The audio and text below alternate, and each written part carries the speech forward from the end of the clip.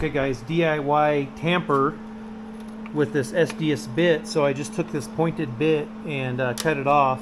By the way, my bandsaw wouldn't cut it, so I used a cutoff wheel and that cut it fine. Now I've just got this 3/8 thick piece of flat, I don't know, couple by a couple. Ground the mill scale off there, and it's not perfectly square, I'm sure. I don't know what kind of metal this is. This is the Harbor Freight Warrior brand right here. And so I don't know what kind of Chinesium it is, but we're going to get it welded. Yeah, should have taken the sticker off. All right, well, doesn't look too shabby. Maybe it'll hold. Let's go find out.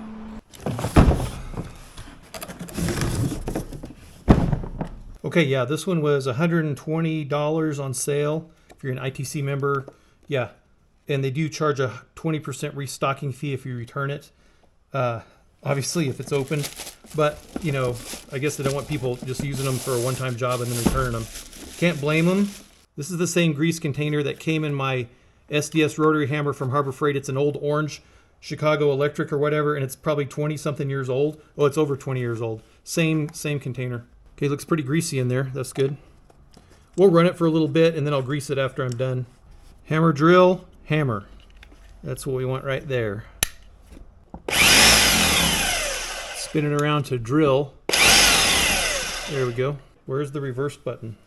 There's a little wheel there that controls your speed or your impact or something. We'll figure that out. I don't see a reverse button on it. Okay. Okay, and bought a few bits for it. This is the 21-inch masonry set. That's the Warrior brand. I don't know. I've used the Warrior brand bits for years. And I'm not using this thing every day, obviously, but I'm using it a handful of times a year, and it's always worked. They've never broken on me. So here's a couple of the spade bits, or the chisels, and then of course the pointed bit was that one right there.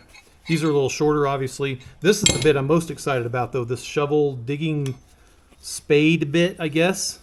Look at that. So this might be really nice for, like, if you're trying to dig out a hole or widen out a hole or something. That's going to be sweet. A lot of this dirt around here in southwest Montana is super hard. God, this thing's still hot. Let's see if we can get this in here, though. Ooh, that's hot. So in this Max SDS, whatever it is, has one slot here and two slots here. Okay.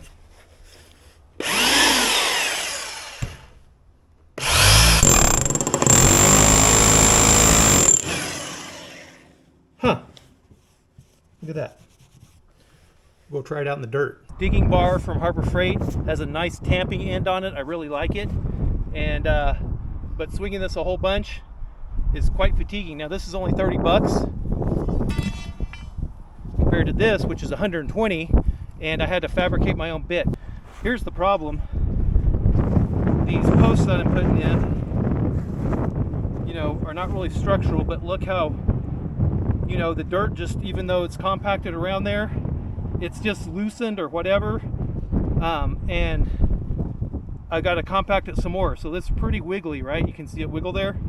And let's just see what this does if we run this around here a few times.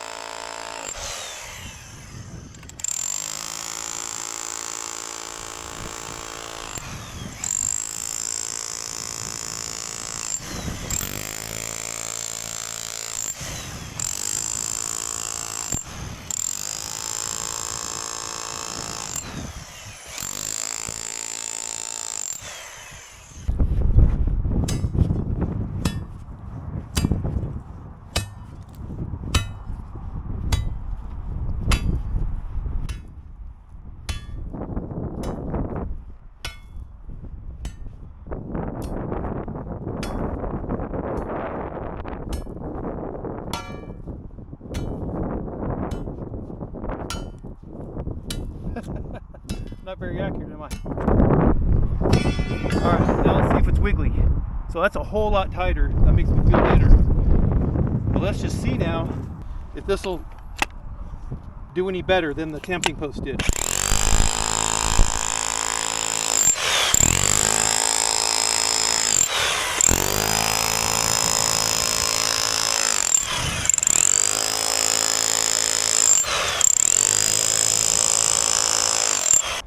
now let's wiggle it again. I'm not wiggling it hardly at all now. Now, using this made me think back to my early construction days when we were jacking up houses. You know, the foundations had failed and we had to dig out under the foundation and compact the dirt underneath 3 or 4 feet down, pour cement slabs, piers, and then let those harden, and then put jacks underneath, jack the house up, get it squared back up again, and then locking pins in, and then seal all that up. But that was a big pneumatic impact, you know, with a big head on it, big compressor, big giant thing. It wear you out. So obviously this isn't going to compact real deep in a hole unless you have a big hole that this will fit down. Now this is pretty big, you know, that's 9 inches right there. So you'd need like a 12-inch hole at least for this to reach the bottom, to compact the bottom of your hole. So that digging bar right there, that's where that's going to pay off. That's still going to have its place for sure for those long reaches. Now I guess you could get a long one of these or even weld a long shank on here or a long shaft just so it fits in here, and a long shaft, and then make one of these or even a bigger one and maybe be able to compact pretty well. But this seems to do the job here. And listen, all I'm doing is putting my body weight on it and just leaning onto it. So this is a whole lot less fatiguing than that thing. Well, that was kind of a fail. And I sort of expected this to happen when I welded things on like hardened steel, like AR500 steel targets. They're dissimilar metals, right? And then the steel, it just doesn't, you don't get good penetration. There's a lot of vibration here, just like there is on a steel target that you're hitting over and over and over with bullets. So, you know, I kind of expected this to happen. What I'm going to do to fix it though is I'm going to grind this down. So get this round again. We'll grind this flat. I'm going to drill this out with a mag drill, probably that diameter. And then we'll pass it through, weld it on that side, and weld it on the back side as well. Let's turn on the juice.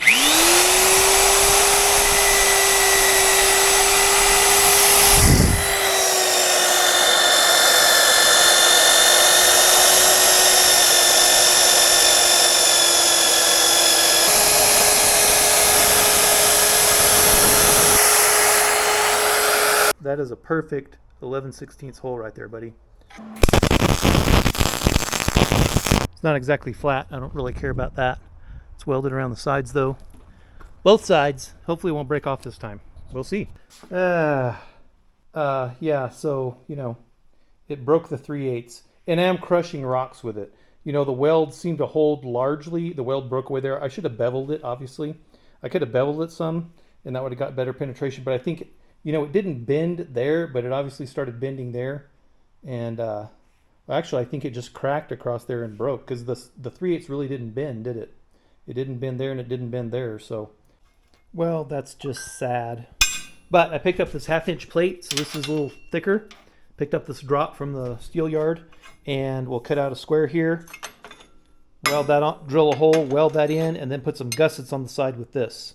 Well, every subsequent version looks worse and worse.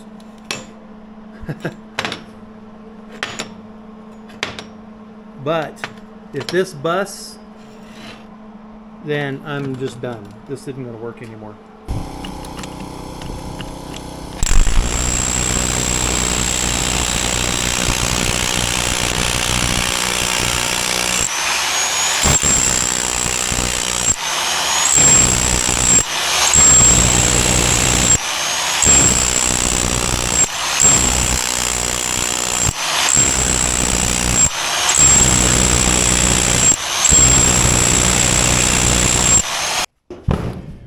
Okay guys, the bit held up pretty well, and I brought it in just to check the grease and also to get some hearing protection. This thing gets on your hearing after a little while. But so far I don't see any cracks or splitting or bending, so this seems to be working good. And let's just check what the grease level is in here. I'm running it pretty hard. I mean, I'm running it constantly, so this isn't getting a break like you're drilling some holes and then, you know, giving it a break in between. Yep. So now I'm going to plug it in, and I don't know what's going to happen, but you can see the mechanism right there. It should spin around. We're going to try to do it kind of slow. In fact, let me turn it down to 1, and hopefully no grease will come out all over my camera, but let's see here.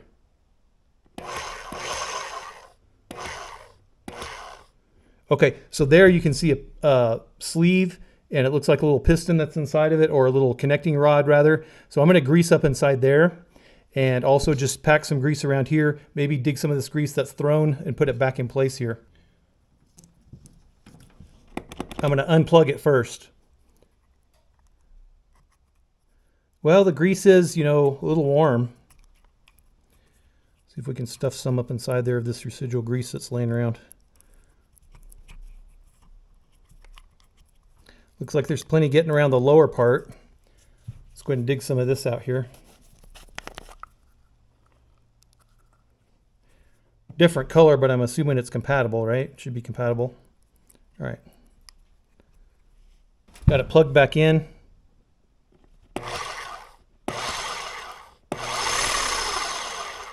It sounds pretty smooth, doesn't it? I'm going to unplug it here again. Hit the power, no power, because this would really wreck your fingers, wouldn't it? And periodically, of course, it's going to sling the grease off, and we'll just try to get some back around there. Okay, that sounds pretty good. Let's get it closed back up.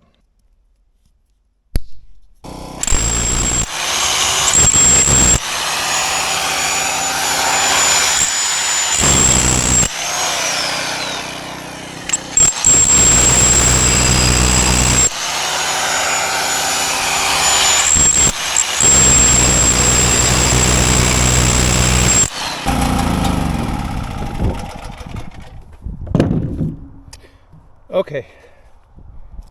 Whew. So this is not an industrial rated tool. You know, this is not a Makita. This is not some big brand, but for 120 bucks on sale, I can't complain at all.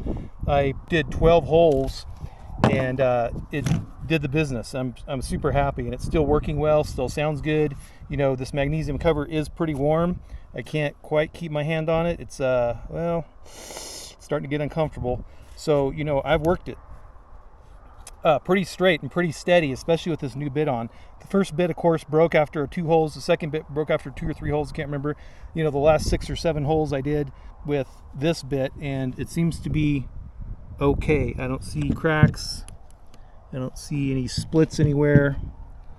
And so putting the gussets on was definitely, and using the 1/2 inch was definitely the answer. So this looks like it's 3/16 here, and that's 1/2 inch there.